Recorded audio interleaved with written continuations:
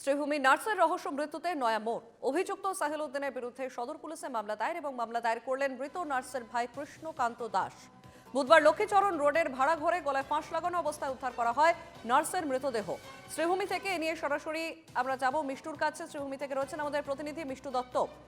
মিষ্টু, শ্রীভূমিতে নার্সের রহস্য মৃত্যু ঘিরে নয়া মোড়। কি কারণে মৃত্যু হলো ওই নার্সের, কি জানা যাচ্ছে?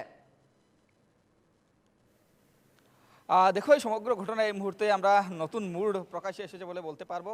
কারণ সেই নার্সের যিনি ভাই, তিনি ইতিমধ্যে শ্রীভূমি সদর থানায় একটি এজাহার দায়ের করেছেন। যে এজাহারে তিনি উল্লেখ করেছেন যে সেই সোহেল উদ্দিন নামের যে বা রাজা, যার নাম ছিল রাজা, তার প্রকৃত নাম ছিল সোহেল উদ্দিন, সেই সোহেল উদ্দিনকে অভিযুক্ত করে ইতিমধ্যে একটি মামলা দায়ের করা হয়েছে। এবং যে ঘটনা মূলত গতকাল সংঘটিত হয়েছিল লক্ষ্মীচরণ রোডের ভাড়াঘরে, সেই নার্সের মৃতদেহ ঝুলন্ত অবস্থায় উদ্ধার হয়েছিল। তারপরেই উত্তপ্ত পরিস্থিতির সৃষ্টি হয়েছিল। এমনকি সেই এলাকা থেকেই মূলত সোহেল উদ্দিনকে স্থানীয় জনতা আটক করে তাকে সদর থানায় তাকে আসলে সদর থানার হাতে তুলে দিয়েছিল। এই ঘটনা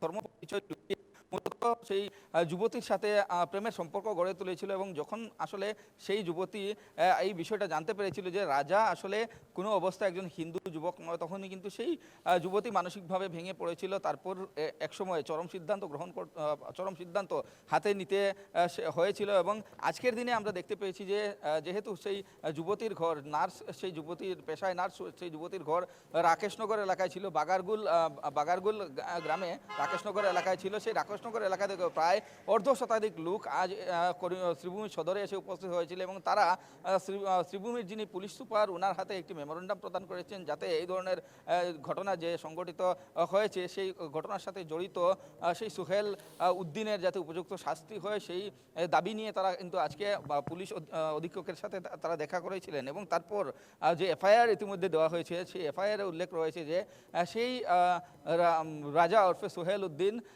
যে মৃত্যু হওয়া নার্সের আসলে ভাইয়ের একটি গাড়ি চালাতো, অর্থাৎ গাড়ির ড্রাইভার ছিল। এবং একদিন যখন সেই নার্সের ভাইয়ের মোবাইল ফোনে চার্জ ছিল না, তখন কিন্তু সেই যুবতীর মোবাইল ফোন থেকেই সোহেল উদ্দিন ওরফে রাজাকে ফোন করা হয়েছিল, কোনো এক বিশেষ কাজের জন্য ফোন করা হয়েছিল। তারপর সেই ফোন নাম্বার লাভ করেছিল রাজা ওরফে সোহেল উদ্দিন। এবং সেই সোহেল উদ্দিন সেই ফোন নাম্বারের সূত্র ধরেই সেই যুবতীর সাথে যে মৃত্যু হয়েছিল, যে যুবতী, সেই যুবতীর সাথে প্রেমের সম্পর্ক গড়ে তুলেছিল।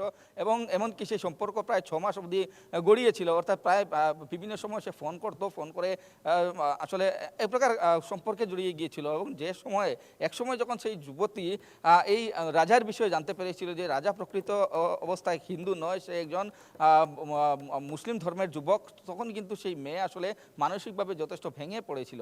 এবং তারপরেই মূলত এই সিদ্ধান্ত গ্রহণ করেছে বলে পরিবারের সূত্রে জানিয়েছে। এবং পরিবারের পক্ষ থেকে যে এফআইআর দেওয়া হয়েছে, সেই এফআইআরে উল্লেখ করা হয়েছে যে সেই যুবতী আসলে আত্মহত্যা করেছে।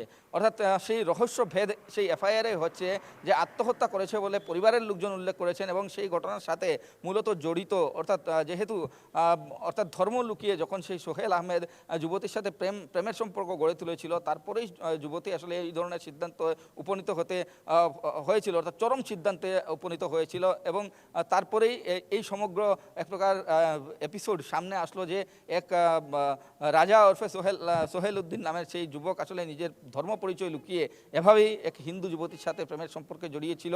এবং একসময় দেখা গিয়েছিল বা যে এফআইআরে যে কথা উল্লেখ রয়েছে, অর্থাৎ সে বিভিন্ন ব্ল্যাকমেইলিংয়ের ঘটনা সংঘটিত করেছিল।